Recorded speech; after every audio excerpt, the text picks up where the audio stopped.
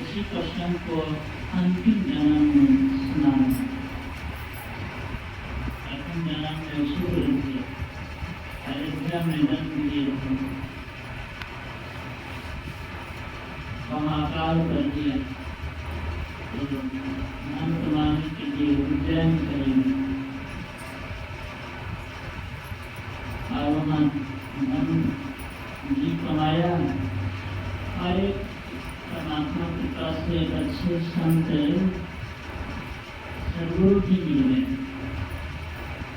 तो उनसे शिव उपासना की बुरी सीखकर शिव जी की भक्ति भी करते थे। गुरु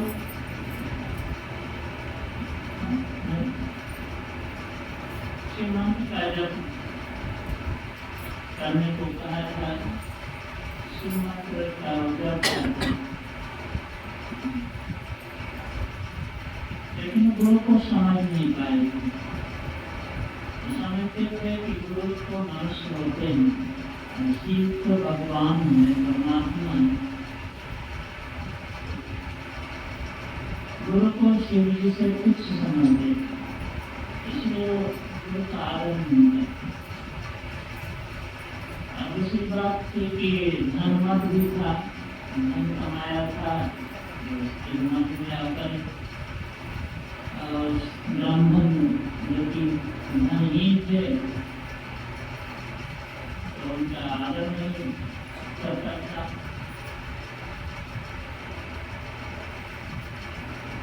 एक बार शिष्टाचार का घोर उल्लंघन करना,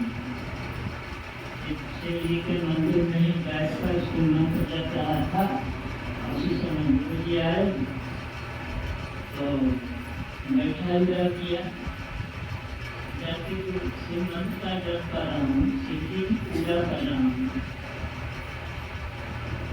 तो गुरु को मनुष्य है, शिव जी से पवित्र कैसे हो सकते हैं? आदर नहीं किया। गुरु जी को तो कुछ नहीं क्रोध हुआ, लेकिन शिव जी को बर्दाश्त नहीं किया। शिव जी ने सोचा यदि इस लोक को दंड नहीं दूँ तो दूसरे लोग भी इसका अनुकरण करने लग जाएंगे, और इस तरह से अगर गुरु का अपमान हो, संसार के सब लोग गुरु का अपमान करने लग जाएंगे तो संसार नष्ट भ्रष्ट हो जाएगा। गुरु की मर्यादा पर ही संसार टिका हुआ, हर बात में गुरु की मर्यादा, घर परिवार में भी छोटे बड़े का आदर नहीं करें, समझिए कि परिवार की स्थिति कैसी होगी।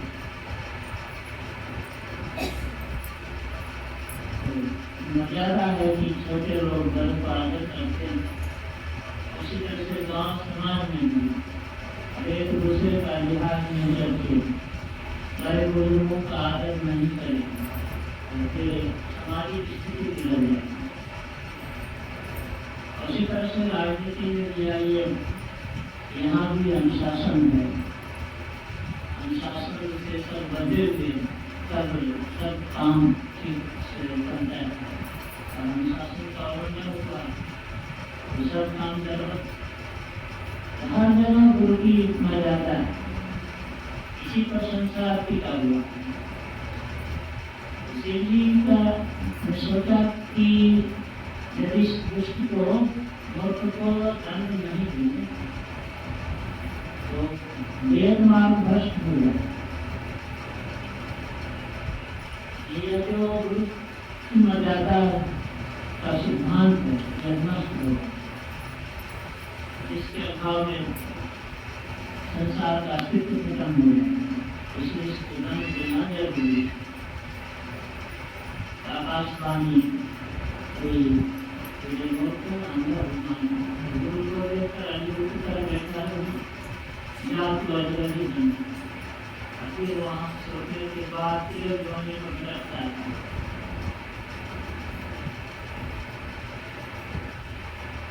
जयशंकर गुरु जी को बड़ा दुख हुआ, मेरा शिष्य अधोगति में चला जाएगा।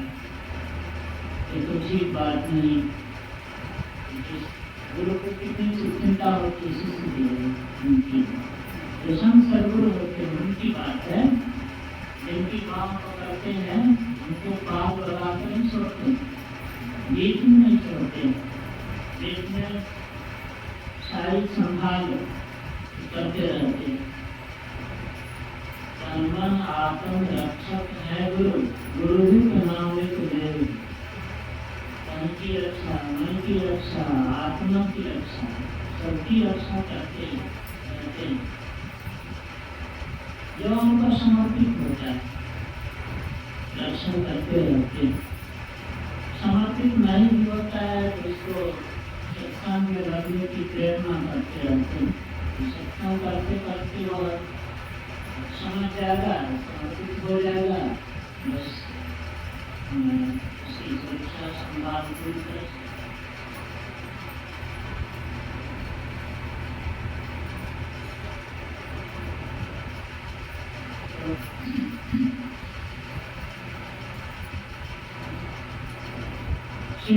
गुरु को चिंता होती है, उनको बराबर हुआ कि मेरा शिष्य अधोगति में चला जाएगा।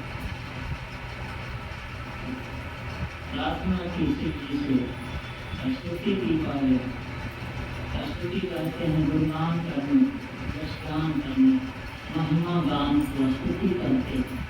शिव जी की महिमा का बखान किया और स्तुति से सब कुछ खुश होते हैं। साधारण आदमी भी खुश होता है, उसकी बड़ाई कर दीजिए तो खुश हो जाएगा। आप कुछ मांगिए तो दे दे। यहाँ भी यही बात देखते हैं, बड़ाई से सब खुश होते हैं, ऐसा परमात्मा का खुश होते हैं। भाव अति काल इसलिए भक्ति में स्तुति को बहुत स्थान दिया है। पहला स्थान दिया स्तुति, उसके बाद प्रार्थना, उसके बाद उपासना, तीनों के सम्मिलित रूप को ईश्वर की भक्ति का स्तुति करने, गुणगान करने को, महिमा बखान करने को, जिसे परमात्मा भी खुश होते हैं, संत खुश होते हैं, गुरु भी खुश होते हैं, सब खुश होते हैं। आवश्यक की स्तुति दिल से हो, बनावटी नहीं हो।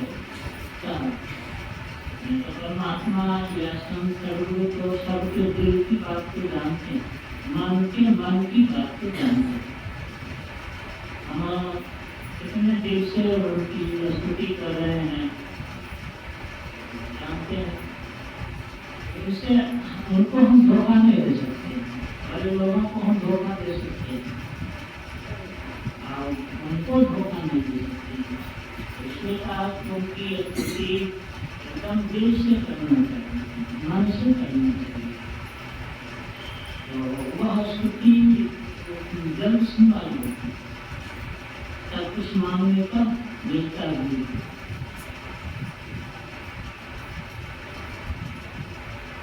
गुरु जी ने बड़े दिल से स्तुति की, शिव जी की महिमा का गान किया, शिव जी के स्वरूप का वर्णन किया, स्वरूप का भी और रूप का भी, दोनों वर्णन किया। ताकि आप मोक्ष स्वरूप हैं, अपने स्वरूप से मुक्त हैं, शांति स्वरूप है, ज्ञान स्वरूप है, पूरे से भी अतीत, पूरी अतीत करने आपकी आवश्यकता है और संपूर्ण संसार में भी आप ही की सत्ता है।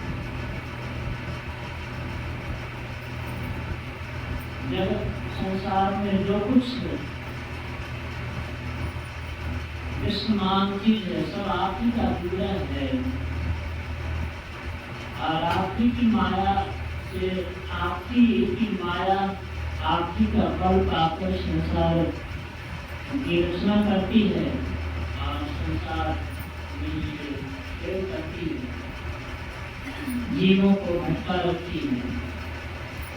ये तो आपकी माया से भ्रमित जीव घोर अज्ञानता में पड़ा हुआ भटक रहा है, बौख रहा है, ऐसे अज्ञानी जीव का उठना कोप न कीजिए।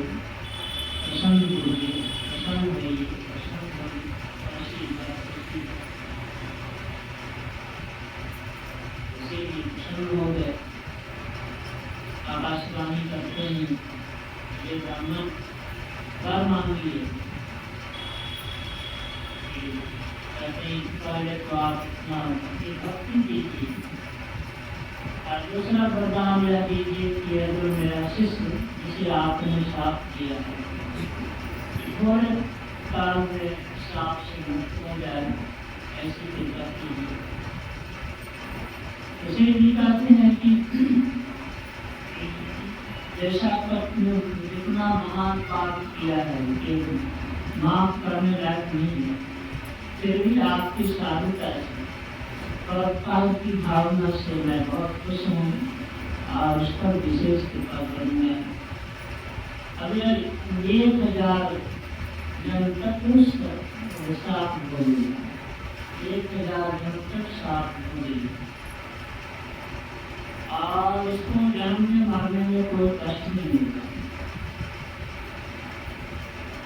सब जन्म में राम भजन करेगा और उसका जन्म नहीं मिटेगा, सब जन्म की बात याद रहेगी। और विशेष आशीर्वाद एक और है कि जहाँ चाहेगा वहाँ चला जाएगा, उसकी गति कहीं नहीं मिलेगी। इस तरह से बताऊंगी।